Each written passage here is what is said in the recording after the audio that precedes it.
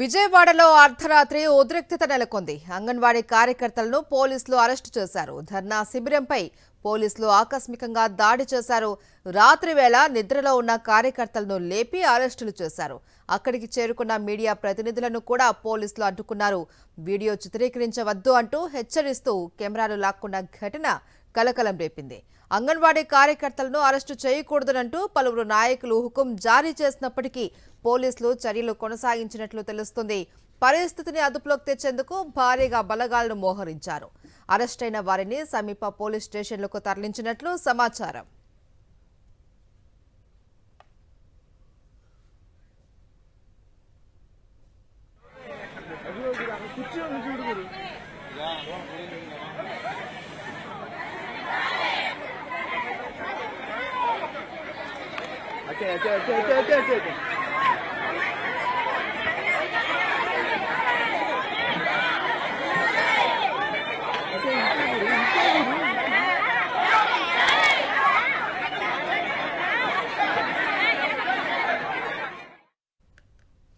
విజయవాడలో అర్ధరాత్రి ఉద్రిక్తత చోటు చేసుకుంది. అంగన్వాడీ కార్యకర్తలను పోలీసులు అరెస్టు చేస్తున్న దృశ్యాలు మనం చూస్తున్నాం. ధర్నా శిబిరంపై పోలీసులు ఆకస్మికంగా దాడి చేశారు. దీనికి సంబంధించి మరింత సమాచారం విజయవాడ ధర్నా చౌక్ నుంచి మా ప్రతినిధి సురేంద్ర లైవ్ లో అందిస్తారు. సురేందర్,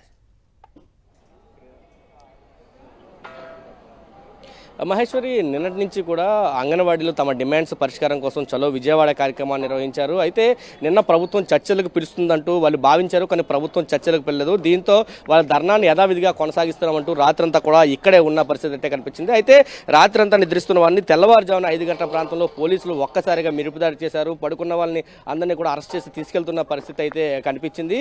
ఇది కవర్ చేస్తున్న మీడియాను కూడా అడ్డుకున్న పరిస్థితి, ఎవరో కూడా వీడియోలు చిత్రీకరించకూడదంటూ పోలీసులు స్వయంగా కెమెరాలు కూడా లాక్కున్న పరిస్థితి కూడా కనిపించిందనే చెప్పాలి. దానికి కూడా సమాధానం చెప్పలేని పరిస్థితి. ఎందుకు కెమెరా లాక్కుంటారని దానికి కూడా పోలీసులు సమాధానం చెప్పలేదు. మనం చూస్తున్న విజువల్స్ అన్ని కూడా దాదాపు అంటే టెంట్లో ఉన్న దగ్గర కూడా ఆ ఎవరైతే పడుకున్నారో వాళ్ళ షూలు చెప్పులన్నీ కూడా మనకు కనిపిస్తున్నాయి. జెండాలు కూడా ఎక్కడికక్కడ ఉన్న పరిస్థితి. మొత్తం మన విజువల్స్ చూస్తే టెంట్ అన్ని కూడా దాదాపు ఇక్కడ 2 నుంచి 3 వేల మంది రాత్రి నిద్రించారు. వీళ్ళందరినీ కూడా పోలీసులు ఒక్కసారిగా ఇక్కడికి వస్తూ అరెస్ట్ చేసిన పరిస్థితి. మన చెప్పుల్స్ కూడా అన్ని కూడా చూస్తూనే ఉన్నాం. ఎందుకంటే ఒక్కసారిగా రణరంగంగా మారింది. ఏం జరుగుతుందో తెలిసే లోపే పోలీసులు భారీగా మోహరించి అందరినీ కూడా అరెస్టులు చేసి తీసుకెళ్లిన పరిస్థితి అయితే మనకి కనిపించిందని చెప్పాలి.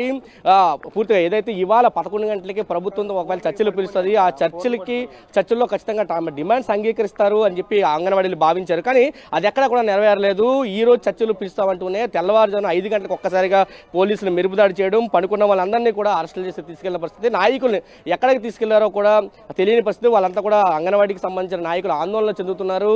మనం చూస్తే మొత్తం టెంట్లన్నీ కూడా సార్, ఏం జరిగింది ఉదయాన్నే? ఏం జరిగింది ఇక్కడ? ఉదయాన్నే 5:05 గంటలకి వందలాది మంది పోలీసులు ఇక్కడికి వచ్చారు. చుట్టుముట్టేసి రోపులు అందరికీ అడ్డుగా పెట్టి బలవంతంగా ఇక్కడ నుంచి లాక్కుపోయిన పరిస్థితులు అనేవి ఉన్నాయి. శాంతియుతంగా రాత్రి అంతా ఇక్కడ ఉన్న అంగన్వాడీల్ని అక్రమంగా అరెస్ట్ చేశారు. ఇది సరైన చర్య కాదు.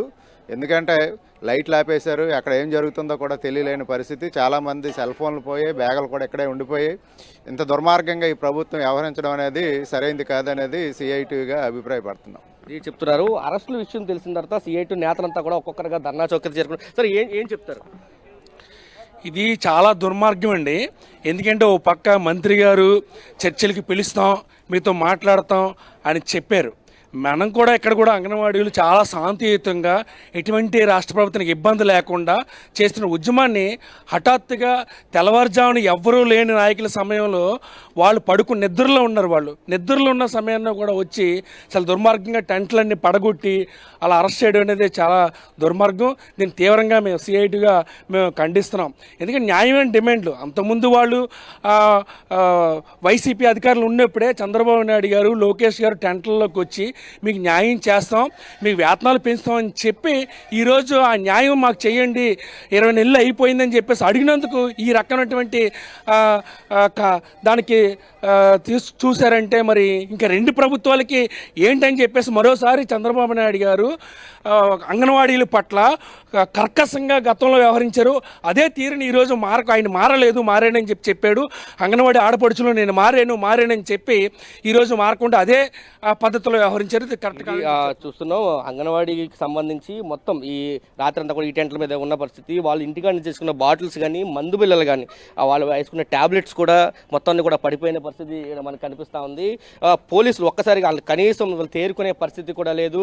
ఒక్కసారిగా ఏం జరుగుతుందో తెలిసేలేపే పోలీసులంతా కూడా లాక్కొని వెళ్ళిన పరిస్థితి అయితే మనకు కనిపిస్తుందని చెప్పాలి. మొత్తం చెప్పులన్నీ కూడా మనకు కనిపిస్తూ ఉన్నాయి. ఎందుకంటే అందరూ చెప్పులు తీసి పడుకుంటారు. ఆ స్థాయిలో అంటే ఒక్కసారిగా రెండు వైపుల నుంచి పోలీసులు మోహరించడం, ఒక్కసారిగా అరెస్ట్ చేయడం, ఇది కవర్ చేస్తున్న మీడియా మీద కూడా ఆంక్షలు. విజయవాడలో మొదటిసారి ఈ స్థాయిలో మనం చూసి ఇప్పటివరకు కూడా మీడియా మీద ఎక్కడా కూడా పోలీసులు ఆంక్షలు విధించలేదు. పోలీసులు వాళ్ళ పని వాళ్ళు చేసుకుంటే మీడియా తన పని చేయడం చేసుకుంది. కానీ మీడియా కూడా కెమెరామెన్స్ని దాదాపు 1/2 కిలోమీటర్ వరకు లాక్కెళ్ళి పక్కన నిలబెట్టిన పరిస్థితి కూడా మనకి విజయవాడలో కనిపించిందనే చెప్పాలి. ఖచ్చితంగా తమ పోరాటాన్ని అయితే కొనసాగిస్తామంటూ అంగన్వాడీలు చెబుతున్న పరిస్థితి ఉందని చెప్పాలి. మహేశ్వరి.